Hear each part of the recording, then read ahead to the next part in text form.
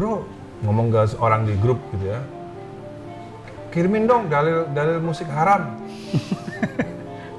Ini maksudnya apa ya? Maksudnya apa dia kok barusan ngepost terus tiba-tiba ada yang nulis gitu. Ngajak berantem. Ngajak berantem. Aku kan paling seneng berantem. Aku balas juga, bro, tolong juga dong kirimin yang CD-nya. Enggak, CD-nya, lagu yang haram waktu itu kayak gimana. CD-nya kirimin juga, pengen tahu yang musik kayak haram yang kayak mana gitu.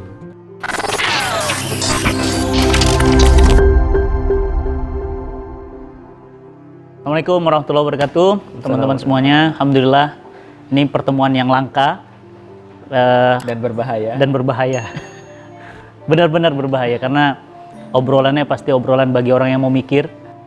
Nah, teman-teman semuanya, ini pertemuan yang memang Allah yang mempertemukan, dan obrolan kali ini banyak obrolan yang berkaitan dengan keyakinan, pemahaman, wawasan, ya.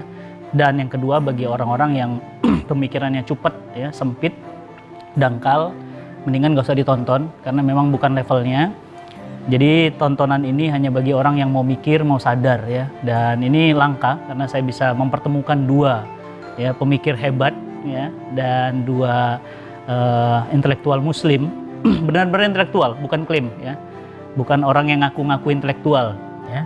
Yang pertama adalah masnya saya nih. Beliau banyak saya belajar dari beliau, bahkan kemarin cukup viral ketika di Instagram saya bilang perpaduan musisi dan intelektual. Nah, ini unik beliau. Beliau tuh punya dua SIM, ya, SIM intelektual dan SIM musisi, dan karya-karyanya antum nggak usah ragu siapa di Indonesia ini yang nggak kenal Dewa, ya. Dewa 19 beliau. Dan yang kedua Ustadz Felix Xiao, sebagaimana antum tahu dari dulu zaman Twitternya bahkan sampai menggoncangkan dunia, ya, dengan hashtag udah putusin aja, yuk berhijab, dan sekarang menjadi trending topik di mana-mana tentang hashtag Felix Xiao dianggap orang nomor 2 paling radikal setelah Habib Rizik. Jadi di tengah-tengah antum ini ada orang nomor 2 paling radikal, dinobatkan. Ya, dinobatkan sebagai orang paling radikal nomor 2, dan saya ada di belakang mereka berdua. Berarti hebatan saya, ya, dibanding mereka, ya. Antum lihat aja, ya. Kalau yang duduk di tengah itu mesti yang paling penting. Nah, itu. Pasti begitu. Jadi godfather-nya di sini. Ya, teman-teman semuanya, kita hari ini ngobrol-ngobrol, ya, ngobrol-ngobrolnya nggak usah formal-formal. Kita ngobrolin tentang kondisi bangsa, solusi Indonesia mau dibawa kemana, Indonesia seharusnya seperti apa, kenapa Indonesia Muslim terbesar dunia nggak memimpin dunia, bukankah Islam itu adalah agama sempurna.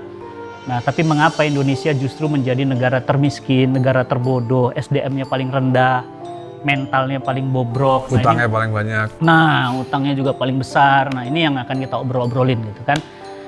Ustaz Felix, ini ketemu sama Mas Dhani, kira-kira mau nyampein apa? Karena ini kan pertemuan pertama, ya, seumuran. Jadi saya mau menyampaikan dulu pada netizen, ya, bahwa kita sudah tahu sekarang siapa yang lebih radikal, ya. Itu ada Ustadz Fatih Karim, itu memang lebih radikal. Pertama, dia duduknya di tengah. Yang kedua tadi, ini siap-siap ini bakal dibully sama musisi, ya. Siap-siap. Padahal sebenarnya gini, ya. Tadi sedikit ini menarik soalnya kan.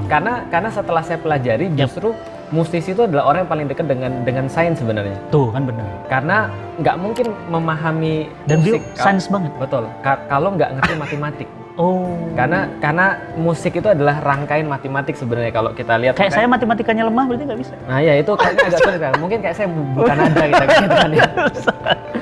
Jadi tunanada gitu. Nah, jadi makanya ketika dulu Ibnu Al-Haisami itu bukan Ibnu Al-Haisami, namanya Al-Farabi. Al-Farabi dan gurunya Isa Al-Mausuli itu. Terus kemudian mereka adalah ahli-ahli dalam bidang ilmu pasti. Makanya mereka bisa membuat semacam nada-nada. Nada-nada ini mereka sebut dengan konun.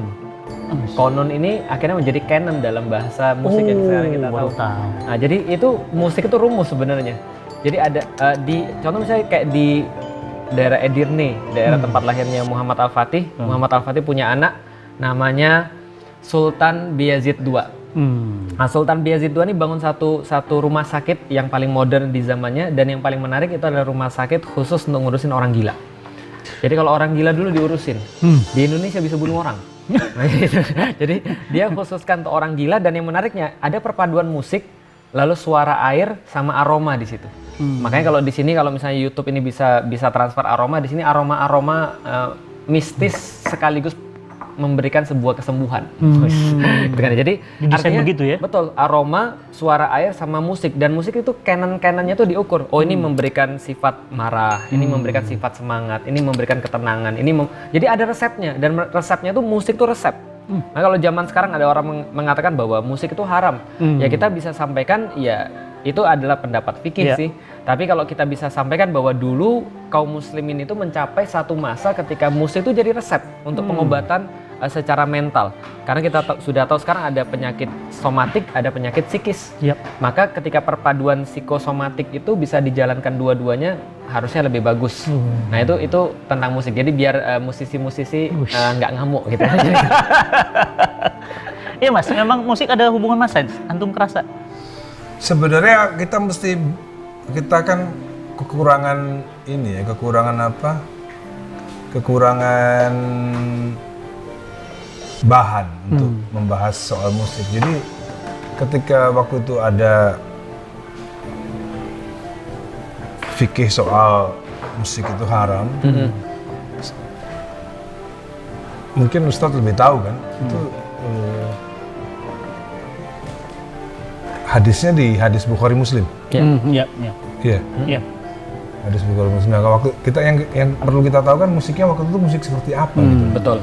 Apakah sudah do re mi fa sol la si do waktu itu ya kan? Nah itu kan kita kan butuh bukti-bukti lain kan. Yang dimaksud musik saat itu tuh apa? Apa cuman gendang, cuman pukul-pukulan perkusi, ya kan? Karena yang saya tahu musik yang sekarang kita dengar itu kan musik modern. Sekuno-kunonya musik aja Bach.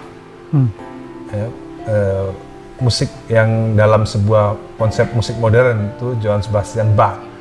Itu tahun 1700. Tahun 1700 itu. Dalam term musik modern. Dalam term musik modern ya. Udah ada do re mi fa sol la si do gitu ya. Udah ada sol mi fa si ya. Nah, apakah kan nggak mungkin musik yang itu diharamkan waktu itu zaman Rasulullah itu kan? Karena zaman Rasulullah kan, jadi inilah kemarin ada hubungannya sama obrolan kita seminggu yang lalu, atau 2 minggu yang lalu, pentingnya rasionalisasi, pentingnya hujah daripada dalil. Karena kalau kita bicara dalil akan jadi debat kusir, karena itu tadi si A punya dalil, Sunni punya dalil, nggak bakalan ketemu. Masing-masing punya dalilnya sendiri. Langsung pekat sufinya. Nah, warnanya jelas. Jadi makanya aku kemarin bilang, kenapa penting itu, yang lebih penting itu adalah argumentasi kan, hujah. Makanya Al-Ghazali kan disebut hujatul Islam kan itu. Yang penting itu hujah. Nah, makanya kalau hujah saya ada satu, nggak tahu kenapa saya diundang dalam satu WA group. Yang banyak kan sih yang undang pasti kan orang-orang muslim kan. Tiba-tiba ada, waktu saya ngepost sesuatu, tiba-tiba ada yang ngomong gini, bro, ngomong ke orang di grup gitu ya, kirimin dong dalil musik haram. Ini maksudnya apa ya? Maksudnya apa deh kok? Aku barusan ngepost terus tiba-tiba ada yang nulis gitu. Ngajak berantem. Ngajak berantem. Aku kan paling seneng berantem. Aku balas juga, bro, tolong juga dong kirimin yang CD-nya. Enggak, CD-nya, lagu yang haram waktu itu kayak gimana. CD-nya kirimin juga, pengen tahu yang musik kayak haram nih kayak mana gitu. Makanya, nah ini, bunyinya serem juga ini. Iya, mantap. Baru bunyi soalnya. 3 soalnya dia. Ini padahal udah jam berapa? Maka dari itu, musik yang paling kuno yang pernah kita bisa akses itu adalah musik karyanya Johann Sebastian Bach. Itu dia lahir tahun 1600 akhir, karya-karya dia itu 1700 awal. Itu karya-karya klasik awal ya. Kalau mau pemirsa atau teman-teman mau dengar, itu klik aja Johann Sebastian Bach, judulnya Air, udara. Iya, itu 1700 awal itu. Itu yang kita bisa comot lah, kira-kira musik yang paling kuno saat ini ya itu, gitu loh. Makanya kita juga patut curiga, jangan-jangan sebelum organ, sebelum piano, ada alat musik namanya harpsichord. Loh, gimana tuh bentuknya? Jadi kebalik, kalau piano itu putihnya yang besar, Ya, kalau harpsichord itu hitamnya yang besar. Ya. harpsichord, baru tahu. Harpsichord. Nah kita kan masalahnya kan pemerintah kita, Presiden Indonesia kan nggak bener-bener mencintai yang namanya riset. Bayangin kalau kita punya presiden yang suka riset, 1 triliun aja disisihin dari APBN buat riset. Jadi. Waduh, jadi banget. Nah, harpsichord itu yang hitam, yang besar, yang kecilnya itu Putih. putih. Itu harpsichord. Itu sebelum piano. Tapi Jadi sama bunyinya, Mas. Hah? Bunyinya sama. Bunyi? bunyinya beda, cuma notasinya sama. Nah, kemungkinan itu yang menciptakan namanya al-habsi. Ya, karena harpsichord. Oh, harpsichord. Iya kan? Iya. Kemungkinan tuh yang Tahun menciptakan. berapa kira-kira itu, Mas? Ya mungkin zamannya khilafah, Iya. zamannya Abbasiyah. Abbasiyah. Iya. Lagi jaya-jayanya. Kemungkinan zamannya Abbasiyah. Karena di masa Utsmani sudah jelas ada alat musiknya. Iya. Dan ada notasinya, ada kanunnya tadi, Iya. kanannya tadi ada. Nah, mungkin di zamannya di Turki belum sempat ditulis di sebuah kertas notasinya itu. Nah, yang sudah ditulis di kertas kan mau sejak Johann Sebastian Bach tuh. Ternyata ada loh, Mas. Hah? Ada. Ada ya? Jadi Isa al-Mausuli itu, lalu dikutip sama Al-Farabi itu, dia menulis bahwa notasi itu seperti mutiara-mutiara yang tersebar. Dalam bahasa Arab, duror mufassolat. Oh, Duror artinya mutiara, mufassolat itu artinya terpisah-pisah. Duror mufassolasi do. Oh iya. oh, Itu dari sana. Jadi notasi do re mi fa sol la si do itu dari Islam. dah. Dan Baru sebenarnya tahu saya. dan sangat matematis sekali, sangat matematis. Makanya kayak di Yuk Ngaji itu ada seorang Mufassolasido. menurut saya salah satu jeniusnya musik ya, anak buahnya Ustadz Fatih Karim namanya Mas Husen. Dia ngajarin saya, Lik, kalau misalnya Cina itu rumusnya begini. Pencatatnya hitam-hitam di atas piano itu, di atas organ itu. Kalau Jawa tuh begini, dia ngelangkahnya satu setengah, ya mungkin salah atau betul saya nggak tahu. Tapi orang Cina katanya nggak pernah ngelangkahnya setengah-setengah. Kalau nggak ngelangkahnya 2, ngelangkahnya berapa? Makanya notasinya beda ya. Notasinya beda. Jadi ada rumusnya, notasi Arab, notasi-notasi yang membentuk lagu-lagu Arab, notasi-notasi yang membentuk lagu-lagu Cina dan segala macam. Makanya kalau lagu-lagu Cina tuh kalau misalnya sekarang kita dengar ya, kuncinya sama. Mesti ya CF A minor G. Ya mesti begitu. Tapi kalau notasi-notasi Jawa, kunci-kuncinya juga kunci-kunci Jawa. Nah, makanya kalau dalam kehidupan nyata orang Jawa tuh memang setengah-setengah kadang-kadang. Kalau orang Cina langkahnya panjang-panjang. Asik, asik. Jadi orang musik itu sangat matematis kan. Jadi, Ya Mas, memang ada terasa sains hubungan sama musik. Yang antum terasa, mana antum ahlinya. ini sufi Kang. Ini Wah. Nggak tahu ya, Bu, ya. Aku nggak tahu soal itu. Kalau seni adalah bagian daripada peradaban dunia itu iya. Iya, jelas. Seni dan sains. Jadi Khas ya. nggak boleh ketinggalan antara sains itu maju, itu seni juga harus maju. Itu karena dua-duanya itu adalah bagian daripada Corak peradaban. peradaban dunia Iya. itu seperti itu. Gitu. Makanya yang sulit kan itu tadi mencari pemimpin yang bisa membangun peradaban. Ya. Yap. ya. Peradaban itu kan bukan jalan tol. Peradaban itu kan bukan infrastruktur. Oke.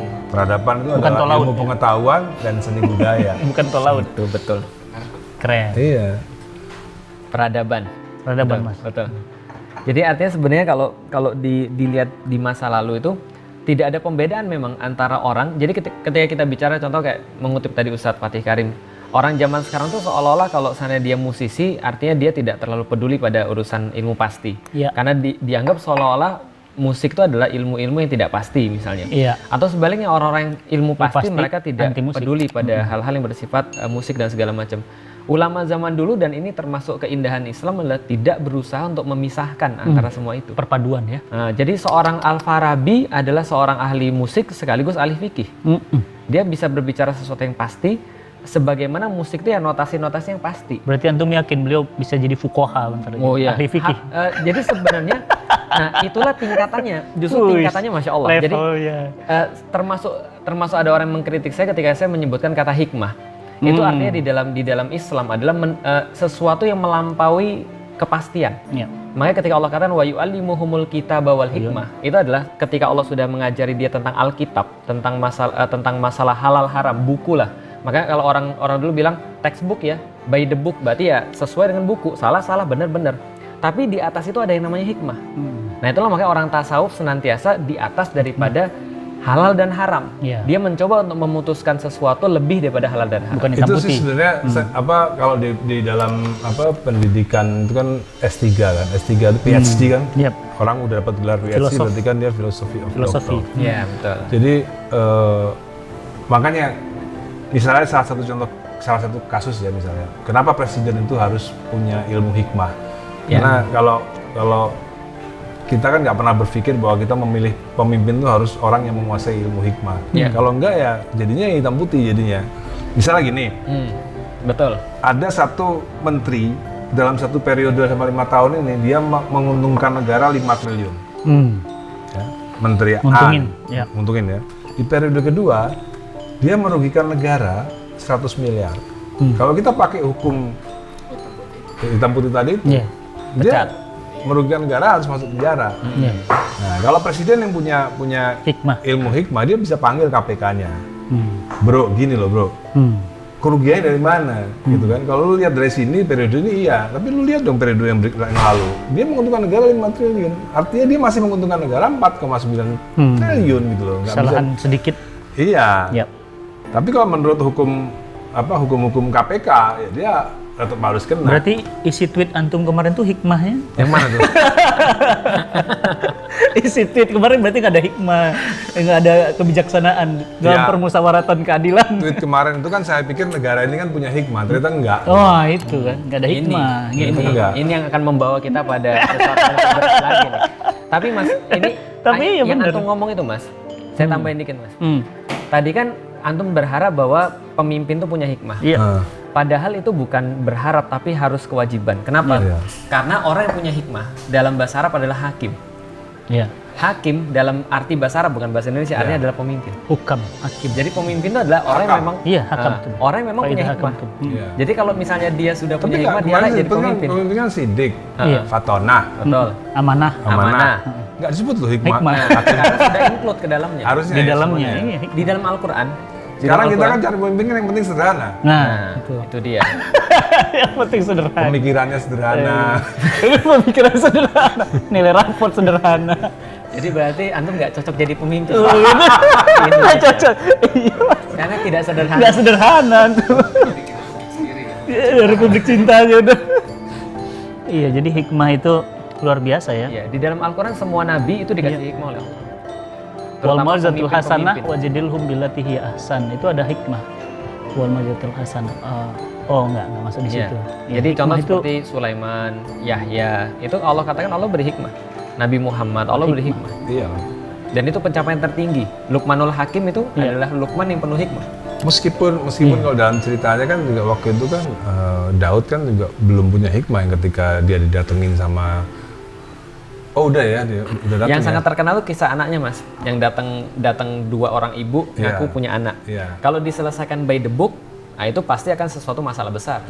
Tapi kalau diselesaikan dengan cara hikmah, mudah. Ya sudah kalau gitu kita belah dua aja. Iya. Iya. Nah itu kan selesaikan dengan hikmah. Akhirnya kan ada yang nggak mau, akhirnya baru diketahui siapa yang memiliki anak sebenarnya. Nah itu ilmu di atas halal dan haram. Tapi ada lagi loh versi Bible.